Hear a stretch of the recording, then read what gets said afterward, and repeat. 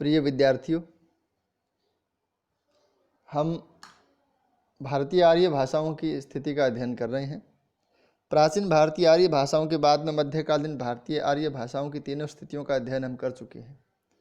आधुनिक भारतीय आर्य भाषाओं की सभी भाषाओं का हम अध्ययन नहीं करेंगे, हम केवल हिंदी भाषा परिवार की जो भाषाएं हैं उनका अध्ययन करेंगे।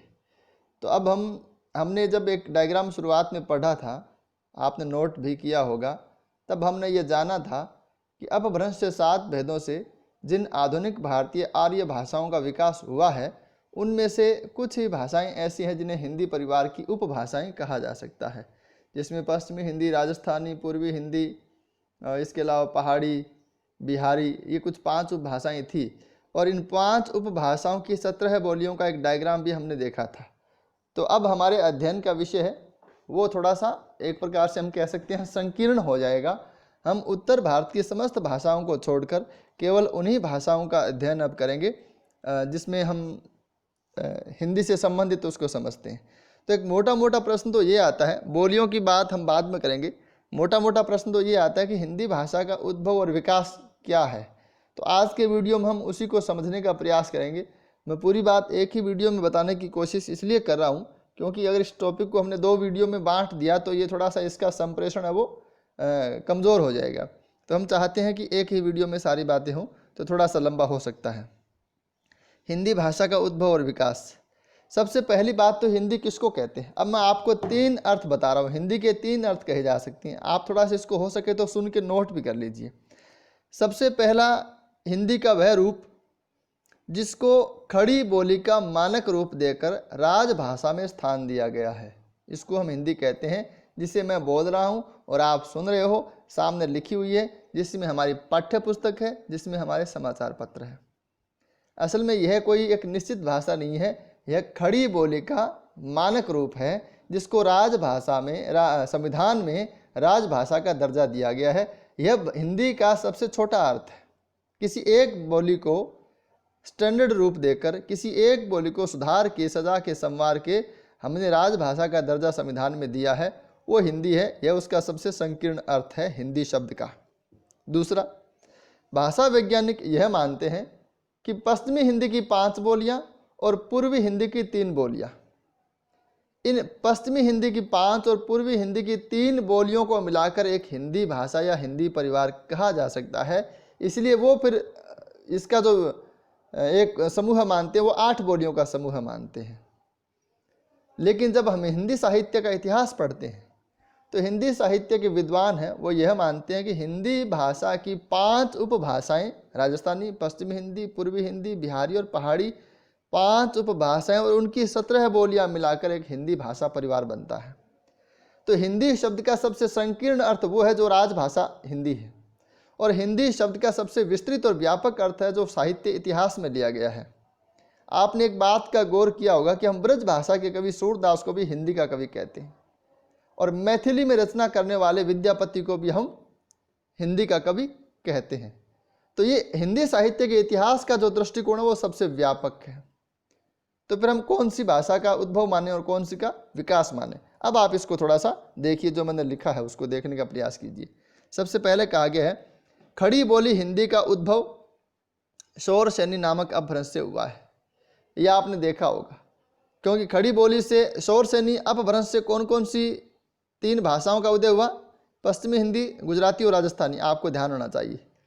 फिर खड़ी बोली किसकी बोली है, पश्चिमी हिंदी की। एक बात यह भी है कि अगर आप पिछले वीडियो और उसकी नोट्स, उसकी सामग्री को जब तक आप याद नहीं करते हैं, समझते नहीं हैं, तो आगे पढ़ना मुश्किल होगा।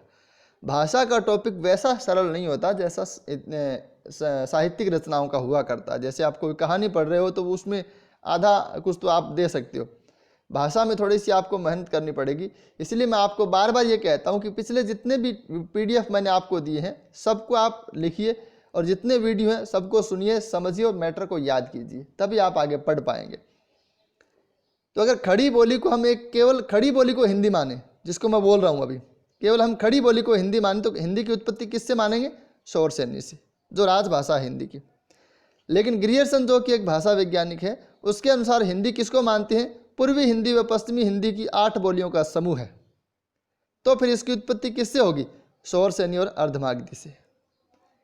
लेकिन अगर हम साहित्य इतिहास की दृष्टिकोण से देखें तो हिंदी परिवार की 5 उपभाषाएं और 17 बोलियों को एक समूह माने तो इसकी उत्पत्ति शौरसेनी, मागधी और अर्धमागधी से और खस से हुई है। खस यानी जिससे पहाड़ी पैदा हुई थी। अब आप उस डायग्राम में जाएंगे तो सब बातें आपको साफ नजर आएगी। आप हो सके तो ये वीडियो पढ़े, तब आप वो डायग्राम जो सबसे पहले मैंने वीडियो में आपको दिखाया था वो रजिस्टर में अगर आपके नोट है तो सामने रखिए, उसको अच्छे से हम समझ पाएंगे। अगर हम राजभाषा के रूप में हिंदी का अर्थ देखते हैं तो उसकी उत्पत्ति शौरसेनी से हुई है। भाषा वैज्ञानिकों के दृष्टिकोण से हिंदी को एक 2 उपभाषाएं और 8 बोलियों का समूह मानते हैं तो उसकी उत्पत्ति शौरसेनी और अर्धमागधी से हुई है। साहित्य इतिहास के लोगों के दृष्टिकोण से हम देखें और हिंदी को हम 5 उपभाषाएं और 17 बोलियों का समूह माने तो इसकी उत्पत्ति शौरसेनी, मागधी, अर्धमागधी और खस से हुई है। अब इसका क्षेत्र देखिए हिंदी का। अगली लाइन में लिखा है, भारत के उत्तरी हिस्से में जिसमें राजस्थान, हरियाणा, उत्तर प्रदेश, उत्तराखंड, बिहार, झारखंड, मध्य प्रदेश, छत्तीसगढ़, हिमाचल तथा केंद्र शासित प्रदेश दिल्ली में हिंदी भाषा व उनकी बोलियां बोली जाती है और समझी जाती है, इसलिए इस प्रदेश को हिंदी भाषा प्रदेश कहा जाता है। इसको हिंदी पट्टी भी कहते हैं सामान्यतः। शुद्ध रूप से हिंदी भाषा मेरठ में बोली जाती है। ये खड़ी बोली की बात हो रही है। खड़ी बोली अगर कहीं शुद्ध रूप से बोली जाती है तो मेरठ में बोली जाती है। तो ये प्रश्न भी आता है कई बार। हिंदी शब्द मूलतः फारसी शब्द का। अब ये हिंदी शब्द, पहले हमने ये समझा कि हिंदी का मतलब क्या है, क्या एक भाषा है जो राजभाषा में जिसकी बात की गई है। राजभाषा में जिसको हिंदी माना गया वो तो फिर खड़ी बोली का मानक रूप है। भाषा वैज्ञानिक हिंदी किसको कहते हैं? 8 बोलियों के समूह को कहते हैं। और सामान्य अर्थ में अब मैं कहता हूँ कि मैं हिंदी में पढ़ रहा हूँ या हिंदी माध्यम से पढ़ रहा हूँ, मैं हिंदी की किताब पढ़ रहा हूँ, मैं हिंदी भाषा में पेपर दूंगा, तब हम उसी की बात करते हैं जो राजभाषा में है। ये ध्यान देने की बात है। जब हम अखबार हिंदी में पढ़ते हैं, जब हम समाचार हिंदी में सुनते हैं, जब हम अपनी बात को हिंदी में कहते हैं, जब हम सिनेमा हिंदी में देखते हैं, जब हम गीत हिंदी के सुनते हैं, तब हम उसी की बात कर रहे हैं जो राजभाषा के रूप में संविधान में विराजमान है। साहित्य इतिहास का दृष्टिकोण अलग है और भाषा वैज्ञानिकों का दृष्टिकोण अलग है, लेकिन तीनों का अर्थ आपको समझना पड़ेगा, क्योंकि फिर आपको कन्फ्यूजन नहीं हो कि है तो विद्यापति मैथिली के कवि लेकिन हम कहते हैं ये हिंदी के कवि है तो तुलसीदास अवधी के कवि लेकिन हम कहते हैं हिंदी के बहुत बड़े कवि हैं, जबकि अवधी अलग है, हिंदी अलग है। ऐसा नहीं है। साहित्य इतिहास के मानने वाले लोगों का जो दृष्टिकोण है वो थोड़ा सा अलग है, इसलिए मैंने ये तीनों आपको बताए हैं। अब ये हिंदी शब्द का अर्थ क्या है, पहले हमने जाना हिंदी का मतलब क्या है, फिर उसका क्षेत्र है, अब उसके बाद में हिंदी शब्द का अर्थ क्या है। ये छोटे छोटे सवाल भी आ सकते हैं और बड़ा सवाल भी आ सकता है, क्योंकि पूरी यूनिट इसको लेकर बनी हुई है, तो कोई बड़ा सवाल भी आ सकता है। हिंदी शब्द मूलतः फारसी का है। असल में फारसी में स को है बोलते हैं, और यहाँ पे सिंधु नदी थी, सिंधु में ध को उन्होंने द यानी महाप्राण हुआ, प्राण हुआ, और स को है हुआ। स को है बोलने की आदत अभी भी मारवाड़ी में है।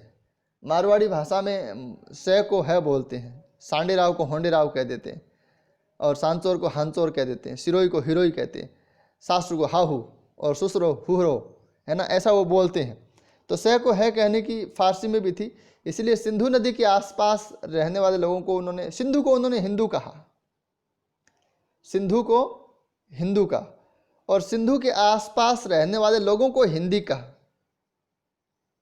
यानी हिंदू नदी के उनके अनुसार हिंदू नदी के आसपास रहने वाले लोग हैं वो हिंदी कहलाए। जैसे पंजाब में रहने वालों को हम पंजाबी कहते हैं। ये हिंदी शब्द है वो पहले भाषा के लिए नहीं था, सिंधु नदी के आसपास रहने वाले लोगों के लिए था, सिंधु नदी के आसपास के निवासियों के लिए था। हम आमतौर पर कह देते हैं ये गुजराती है, ये बिहारी है, ये राजस्थानी है, ये पंजाबी है, स्टेट के अनुसार। अब वो या जब हम कहते हैं बिहारी है तो भाषा के अनुसार थोड़ी कह रहे हैं। हमें जब हम उसको कहते हैं बिहारी तो हमें मालूम भी नहीं है कि बिहारी कौन सी भाषा है। बहुत से ऐसे लोग हैं जो भाषा के बारे में नहीं जानते, वो भी कह देते हैं ये बिहारी है, ये मराठी है, या ये गुजराती है, तो भाषा के बारे में नहीं जानते, वो क्षेत्र विशेष को लेकर बात करते हैं। तो ये बात बहुत पुरानी है कि किसी क्षेत्र विशेष के लोगों को हम इस प्रकार से बुलाते हैं। जैसे उन्होंने हिंदू प्रदेश यानी सिंधु प्रदेश के लोगों को उन्होंने हिंदी कहा, तो ये बात ऐसे बनी होगी। थोड़ा सा एक मत और भी है, डॉक्टर नगेंद्र का है। नगेंद्र कहते हैं सिंधु को इन्होंने हिंदू कहा, और हिंदू का हिंद हुआ होगा और उसमें एक प्रत्यय लगा होगा, यानी हिंद का। तो फिर एक प्रत्यय लगने से क्या होता है, हिंद प्लस एक बराबर हिंदी बन गया, तो ये हिंद का हो गया, तो ये हिंदी भाषा ऐसे बना होगा। अलग अलग मत है, लेकिन आप इतना ध्यान रखें कि हिंदी शब्द वो एक फारसी का शब्द है। कुछ ऐसे बच्चे भी होते हैं जो ये कहते हैं ईरानी का है, ईरानी लोग थे और फारसी बोलते थे, तो भाषा कौन सी हुई, फारसी। ये ध्यान रखें आप थोड़ा सा इसमें। भाषा के संदर्भ में हिंदी शब्द का प्रथम प्रयोग शरफुद्दीन यजदी के जफरनामा जो 1424 में लिखा गया उसमें मिलता है। ये 2-3 बातें हिंदी शब्द को लेकर थी, जो छोटी टिप्पणी आती है तो भी आपका पूरा काम करेंगी, और बड़े प्रश्न में आप इसको अलग अलग हेडिंग देकर लिख सकते हैं। मैंने तो इसको सीधा लिख दिया, आप इसका उत्तर बना सकते हैं हेडिंग देकर कि हिंदी क्या है, फिर आप वो तीनों मत दीजिए, भाषा वैज्ञानिक और साहित्य इतिहास के दृष्टिकोण वाले, संविधान वाले। फिर अलग हेडिंग होगी हिंदी का क्षेत्र, फिर हमने जो उत्तर हिंदी भाषा क्षेत्र लिखा वो लिखिए, फिर हिंदी शब्द का अर्थ वो लिखिए, है ना। तो अलग अलग आप हेडिंग देके लिखेंगे तो प्रश्न थोड़ा सा, प्रेजेंटेशन बहुत महत्वपूर्ण है परीक्षाओं के, लिखित परीक्षाओं के संदर्भ में अच्छे अंक आपको प्राप्त करने, तो प्रेजेंटेशन बहुत महत्वपूर्ण हो जाता है। 13वीं सदी में अमीर खुसरो ने अपने शब्दकोश खलिक बारी में हिंदवी शब्द का प्रयोग 30 बार और हिंदी शब्द का प्रयोग 5 बार किया है। इस तथ्य का उल्लेख करने का मेरा मतलब यह है कि शुरुआत में हिंदवी शब्द का प्रयोग है वो भी हिंदी भाषा के लिए होता था। अब हम हिंदी, ये उद्भव हो गया कि कब से, 1000 ईस्वी के आसपास से। असल में उद्भव का मामला है वो एक केवल इस चैप्टर में नहीं है। जब हम वैदिक संस्कृत, लौकिक संस्कृत, पाली, प्राकृत, अपभ्रंश यूँ आ रहे हैं, और एक डायग्राम हमने पूरा पहले पढ़ा था कि अपभ्रंश के ये 7 भेद, और उन 7 भेदों से ये भाषाएं, और उन भाषाओं में से कौन सी हिंदी परिवार की भाषाएं, और उन हिंदी परिवार की भाषाओं में कौन सी हिंदी की बोलियां, तो वो हम हिंदी का उद्भव भी पढ़ रहे हैं। हम जब से इस पाठ की शुरुआत, जब से इस यूनिट की शुरुआत की है, तब से हम हिंदी का उद्भव ही पढ़ रहे हैं। इसलिए वो सारी बातें इस प्रकार से मतलब इसका उद्भव हुआ, और ये हमने पढ़ा, 3 मत तो हमने पढ़े हैं उद्भव के, ठीक है, लेकिन फिर भी हम वो पूरी बातें रिपीट नहीं करेंगे। तो अब तक हम हिंदी का एक प्रकार से उद्भव ही पढ़ रहे हैं। जहाँ तक इसके विकास की बात आती है, हम इसके विकास को 3 भागों में बांटते हैं, आदिकाल, मध्यकाल और आधुनिक काल। ये आदिकाल, मध्यकाल और आधुनिक काल असल में भाषा में होने वाले परिवर्तन को लेकर है। जब हम काल विभाजन कोई करते हैं, जब हम किसी विशेष समयावधि को एक काल कहते हैं और उसके बाद में किसी दूसरी विशेष समयावधि को दूसरा काल कह देते हैं, तो उसके पीछे कोई न कोई तर्क होता है। असल में वह भाषा के भीतर होने वाला बदलाव है, भाषिक तत्वों में होने वाला परिवर्तन है। उसके कारण हम उसकी एक काल को समाप्त करके दूसरे काल के हम प्रारंभ मानते हैं। काल विभाजन इसी आधार पर भाषा में हुआ करता है। तो आदिकाल 1000 से 1500 ईस्वी तक ये शुरुआती दौर है। एक बात गौर करने की है कि 1000 से 500 ईस्वी सन, 500 ईस्वी सन से 1000 ईस्वी सन तक हमने अपभ्रंश का दौर माना था, और यह मानते हैं कि अपभ्रंश आधुनिक भारतीय आर्य भाषाओं की जननी है, तो फिर हिंदी की भी वो जननी है, और माता का प्रभाव बेटी पर रहता ही रहता है। तो यह निश्चित है कि प्रारंभिक काल में हिंदी अपनी सभी विशेषताओं में अपभ्रंश की अधिक निकट थी, क्योंकि उसका पूर्णतया विकास नहीं हो पाया था। अगर वो पूर्णतया विकास हो गया तो भी वो कुछ न कुछ विशेषताएं अपभ्रंश की लेकर रहेगी। जब तक संविधान में उसको मान्यता न देकर उसका मानक रूप विकसित नहीं किया गया, तब तक हिंदी में बहुत सारी विशेषताएं मौजूद रही पीछे की भाषाओं की। आदिकालीन हिंदी में 2 नए स्वर ऐ और औ अवहट्ठ की स्थिति से ही शामिल हो गए थे। इस बात का स्पष्टीकरण हमने पिछले वीडियो में किया है कि ऐ और औ को हम क्या मानेंगे। अगर हम अवहट्ठ की स्थिति को स्वीकार करते हैं तो हम यह कहेंगे कि ये अवहट्ठ से प्रारंभ हो गए थे। लेकिन अगर कोई विद्वान यह कहता है, या कई बार वैकल्पिक प्रश्न आते हैं, ऑब्जेक्टिव टाइप प्रश्न आते हैं, उसमें आपने यह प्रश्न आ गया कि ऐ और औ है, उनकी उपस्थिति हम कहाँ से माने, और वहाँ अगर अवहट्ठ का विकल्प ही नहीं हो तो फिर उसका उत्तर अपभ्रंश ही होगा। लेकिन अपभ्रंश और अवहट्ठ दोनों ऑप्शन एक साथ हो तो आपको उत्तर है वो अवहट्ठ करना है। च, छ, ज, झ स्पर्श व्यंजन थे, और आदिकाल में ये स्पर्श संघर्षी हो गए। ये उच्चारण की बात है। असल में भाषा में परिवर्तन है वो लिखित में भी होता है और मौखिक में भी होता है, लेकिन लिखित से भी अधिक मौखिक में होता है।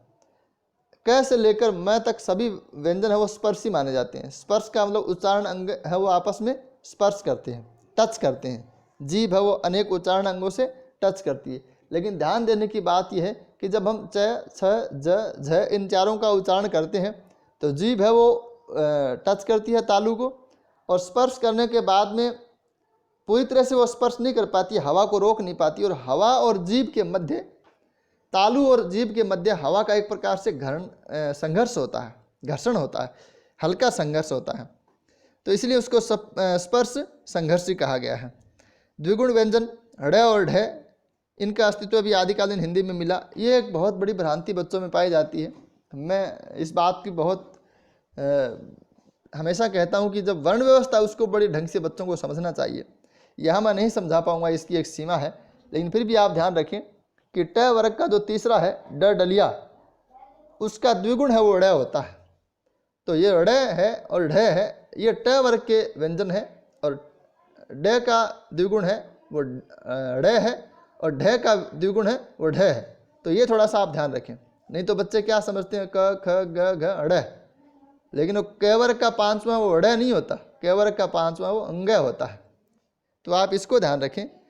और इसके बारे में कभी मैं आपको, ये कुछ ऐसी बातें हैं जो क्लास के माध्यम से या बोर्ड के माध्यम से बताई जा सकती है। तो अगर आगे अगली यूनिट में वर्ण विचार का कोई टॉपिक आता है तो मैं आपको निश्चित रूप से बताऊंगा। आप इतना ध्यान रखें कि ढ और ढ द्विगुण व्यंजन है हिंदी के, और दोनों का अस्तित्व आदिकालीन हिंदी से मिलता है। संस्कृत व फारसी से कुछ नए शब्द है रूपांतरित होकर आ गए। अब संस्कृत से तो इसलिए आए क्योंकि संस्कृत से एक परंपरा पीछे चली आ रही है, पाली प्राकृत अपभ्रंश सब संस्कृत से होकर ही आई है, और संस्कृत को छोड़ा भी नहीं जा सकता। आज भी हम उसके शब्दों का अध्ययन करते हैं तत्सम शब्द कहकर। तो कुल मिलाकर संस्कृत के शब्द है वो तो हमेशा रहेंगे। लेकिन फारसी फिर क्यों है? क्योंकि मुगल काल में, मध्यकाल में, ये जो इतिहास का जो मुगल काल है उसमें दरबारी भाषा वो फारसी है, और दरबार की भाषा असल में शिक्षा की भाषा भी हो जाया करती है और कानून की भाषा भी हो जाती है। ये ध्यान देने की बात है। तो दरबार की भाषा, कानून की भाषा, शिक्षा की भाषा और शासन की भाषा है, इसलिए हिंदी के ऊपर फारसी के कुछ प्रभाव रहेंगे। इसीलिए संस्कृत व फारसी से कुछ नए शब्द रूपांतरित होकर हिंदी में आ गए हैं। भाषा वियोगात्मक होने लगी है, यह मैंने आपको विशेषता पहले बताई थी, अब इसके ऊपर बार बार चर्चा हम नहीं करेंगे। हिंदी में तद्भव व देशज शब्दों की प्रधानता थी, ये उसकी विशेषता। आदिकालीन हिंदी में तद्भव व देशज शब्दों की प्रधानता थी, ये विशेषता उसको कहाँ से मिली? अपभ्रंश से मिली। ठीक है, ये एक दौर आता है अलग अलग समय में। वर्तमान में आधुनिक काल में जब छायावाद आया हिंदी साहित्य में, और छायावाद के साहित्यकारों ने ऐसी हिंदी लिखी जो संस्कृत निष्ठ हिंदी थी, तो उसमें तद्भव शब्दों की प्रधानता उसमें साहित्यिक भाषा में कम से कम हो गई थी। साहित्यिक भाषा में उस समय तत्सम शब्दों की प्रधानता बढ़ी। आदिकालीन हिंदी में साहित्य डिंगल, मैथिली, पुरानी अवधी व पुरानी ब्रज भाषा में मिलता है। ये अलग अलग भाषाओं में साहित्य में मिलता है, इसका हम आदिकाल में अध्ययन करेंगे। इसके अलावा अमीर खुसरो ने खड़ी बोली में कविताएं लिखी, हालांकि उसमें विवाद भी है थोड़ा सा। तो कुल मिला के हमने देखे 2-3 चीज़ें हमने समझी है कि आदिकाल की जो भाषा है, आदिकाल की हिंदी है, वो अपनी पुरानी अपभ्रंश से किस प्रकार से भिन्न है, उसमें किस प्रकार का साहित्य है, और उसकी 2-4 विशेषताएँ हमने समझी है। अगर एक इस काल को लेकर प्रश्न आता है तो वो छोटी टिप्पणी आएगी, और हिंदी भाषा के विकास को लेकर बड़ा प्रश्न आता है तो आप तीनों कालों के रूप में लिखेंगे। और जो मैं बोल रहा हूँ सारी चीज़ें नोट्स में लिखना थोड़ा सा मुश्किल है, आसान नहीं है, तो जो मैं बोल रहा हूँ उसको भी आप नोट कर सकते हैं। उसमें भी कुछ ऐसी बातें भी होगी जो उसमें लिखी नहीं होगी, मैं आपको बता दूंगा, तो ये आपके थोड़ा सा फायदे में रहेगा। मध्यकाल 1500 से लेकर 1800 ईस्वी तक, मध्यकाल में हिंदी व उसके परिवार का स्वरूप स्पष्ट होने लगा। थोड़ा सा जो भाषा के ऊपर अपभ्रंश का प्रभाव है वो कम होने लगा। स्पष्ट होने लगा का मतलब क्या? अपने बलबूते पर हिंदी खुद खड़ी होने लगी। उसके ऊपर जो एक अपभ्रंश का ठप्पा था, उसकी जो एक छाप जो चली आ रही थी, वो थोड़ी सी कम होने लगी। इसलिए हिंदी का स्वरूप स्पष्ट होने लगा तथा उसकी प्रमुख बोलियां विकसित होने लगी। मुख्यतः अवधी और ब्रज भाषा तथा खड़ी बोली, 3 रूप सामने आए। अवधी में धी की मात्रा वो बड़ी आएगी, इसमें गलत लिख दिया गया है क्योंकि ये बच्चों के बनाए हुए नोट्स हैं। सुधारने की मैंने कोशिश की, लेकिन कहीं कहीं कोई दिक्कत आ जाती है, थोड़ा आप देख लें इसको। तो अवधी, ब्रज भाषा और खड़ी बोली, 3 मुख्यतः मध्यकाल में वो ब्रज भाषा और अवधी में रचना होती है। तो ये ऐसी रचनाएं हैं जिनके ऊपर पूर्णतः अपभ्रंश का प्रभाव वो समाप्त हो जाता है। सूरदास है, तुलसीदास है, उनकी भाषा बहुत ही परिनिष्ठित है और अपने पूर्व की अपभ्रंश के प्रभावों से बहुत ही मुक्त है। तो ये एक थोड़ा सा सुधार आया इस समय में। क, ख, ग, ज, फ, ये नए व्यंजन अरबी फारसी के प्रभाव से हिंदी भाषा में पूर्णतः स्थापित हो गए। ये पांचों के पांचों व्यंजन हैं उनको आगत कहा जाता है। आगत हम ऐसे व्यंजनों को कहते हैं या ऐसे वर्णों को कहते हैं जो विदेशी भाषाओं के प्रभाव से हिंदी में आ गए हैं, और ये पांच हैं वो आगत हैं, ये अरबी फारसी के प्रभाव से आए हैं। ये जो नीचे इनके जो लगी है बिंदी, थोड़ा सा आप इसको देखें, बिल्कुल नए विद्यार्थी, इसको हम नुक्ता कहते हैं। ये अरबी फारसी लिपि का चिन्ह होता है नुक्ता। उच्चारण में अंत्य आकार का लोप होने लगा, ये बहुत बड़ी विशेषता है। उच्चारण में अंत्य आकार का लोप होने लगा। अब देखिए, इसको मैं आपको बोल के बताता हूँ, आप थोड़ा सा महसूस करने की कोशिश करें। जैसे मैं बोलूँगा राम, आप भी बोलिए मेरे साथ राम। अब राम, जब मैं इस शब्द को बोलना बंद करता हूँ तो मेरा मुंह बंद का बंद रहता है। तो मैं में किसकी मात्रा है? अ की मात्रा है। तो असल में अगर मैं में अ की मात्रा है तो फिर मुंह तो खुलना चाहिए। स्वर को बोलते समय मुंह खुलता है, जैसे हम बोलेंगे अ तो मुंह खुला है, लेकिन मैंने बोला राम तो मुंह बंद है। इसका मतलब मैं तो मैंने बोल दिया, लेकिन मैं में जो अ की मात्रा वो मैंने नहीं बोली। तो ये जो शब्द के अंत में अकार है, मतलब अ की मात्रा है, उसका धीरे धीरे लोप होने लगा। ये एक बहुत बड़ी विशेषता है। इसको हम देखते नहीं, अभी भी ये बहुत कम बोली जाती है।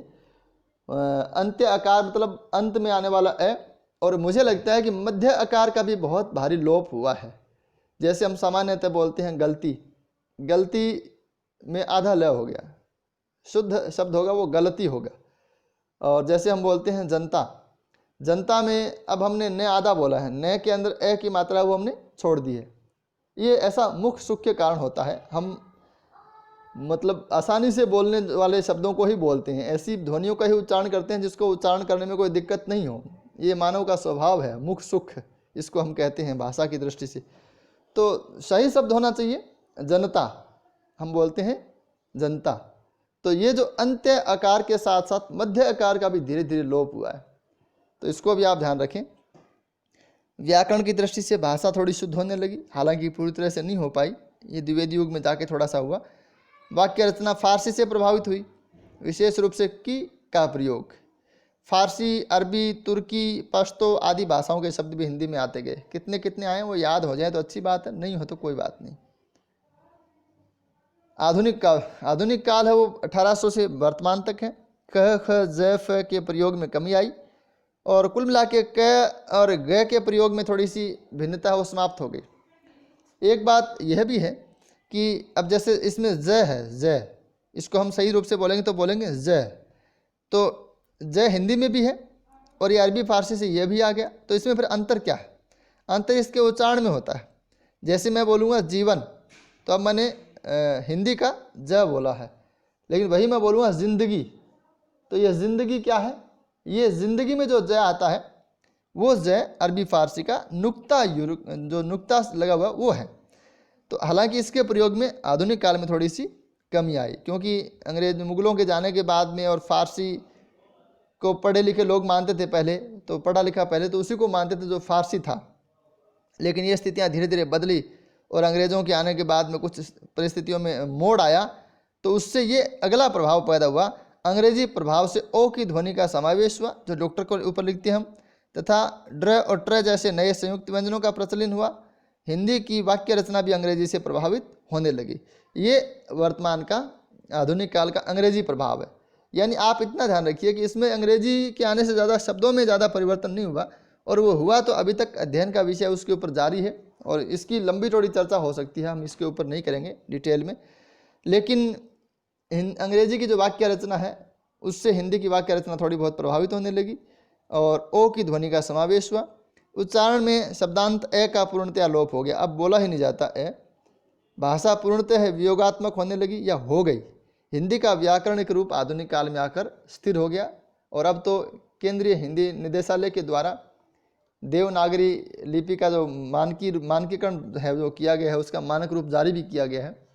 हिंदी आपको मालूम है देवनागरी लिपि में लिखी जाती है, और देवनागरी लिपि का भी एक चैप्टर दूसरी यूनिट में है, वो भी मैं आपको बताऊंगा। तो ये 2 यूनिट, शुरुआती 2 यूनिट वो बहुत उपयोगी है, और मुझे लगता है कि जो सेकंड ग्रेड की तैयारी कोई विद्यार्थी अगर करता हो तो उसके लिए बहुत उपयोगी है।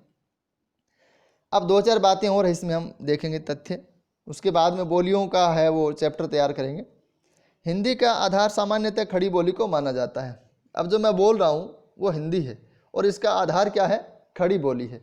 यह शुरुआत में मैं जिस भाषा को बोल रहा हूँ वह ऐसी नहीं थी और उसमें बहुत सारे ऐसे शब्द या वाक्य रचनाएं ऐसी अलग अलग प्रकार की मिश्रित थी, लेकिन राजभाषा का जब दर्जा दिया गया खड़ी बोली को हिंदी बनाकर, तब उसमें बहुत सारे सुधार किए गए और अनेक प्रकार की समितियां बनी और उसमें भाषा के सुधार और लिपि के सुधार को लेकर एक लंबा प्रोग्राम चला। वो आज़ादी से पहले भी चला और आज़ादी के बाद में भी कुछ दिन चलता रहा। तो ये खड़ी बोली है, वो हिंदी का आधार है, ये आपको सामान्यतः याद रखना है। लेकिन कुछ लोग हैं वो अलग अलग चीज़ें मानते हैं, जैसे कोलब्रुक है, वो कहते हैं कन्नौजी हिंदी का आधार है। इस्ताविक में मोहम्मद हुसैन कहते हैं ब्रज भाषा हिंदी का आधार है और महमूद हसन खान ने हरियाणवी को हिंदी का आधार माना है। तो ये हिंदी का आधार हरियाणवी को माना है इन लोगों ने। तो ये अलग अलग विद्वानों के अनुसार आपको कोई पूछे तो ये नाम है। साहित्य इतिहास के संदर्भ में 5 उपभाषाएं व 17 बोलियां हैं। ग्रियर्सन के अनुसार भाषा विज्ञान की दृष्टि से पूर्व हिंदी व पश्चिम हिंदी की उनकी 8 बोलियां हिंदी हैं और राजभाषा के रूप में खड़ी बोली के मानक रूप को हिंदी कहा जाता है। ये तीनों बात हमने पहले खूब चर्चा कर ली है। लल्लू लाल की रचनाएं आधुनिक एवं मध्यकाल के संधि काल की रचनाएं मानी जाती है। लल्लू लाल प्रेम सागर जिन्होंने लिखा, उनके बारे में यह बात है। तो इस वीडियो में इतना ही। आगे हम हिंदी भाषा की बोलियों के बारे में बात करेंगे, क्योंकि ये बहुत ही संक्षिप्त रूप से मैंने इसको बताया है। फिर भी मुझे लगता है कि जितनी देर मैंने बोला है उतना सभी आप परीक्षा में लिख सकते हैं और लगभग 25 मिनट का वीडियो बन चुका है। और प्रश्न इसमें एक ही बनता है, हिंदी भाषा और उसका विकास। तो 25 मिनट तक बोला गया, मुझे लगता है कम से कम 10 पेज में लिखा जा सकता है। तो इसको आप परीक्षा में लिख सकते हैं और काफ़ी महत्वपूर्ण प्रश्न ये मुझे लगता है रहेगा द्वितीय वर्ष के विद्यार्थियों के लिए। धन्यवाद।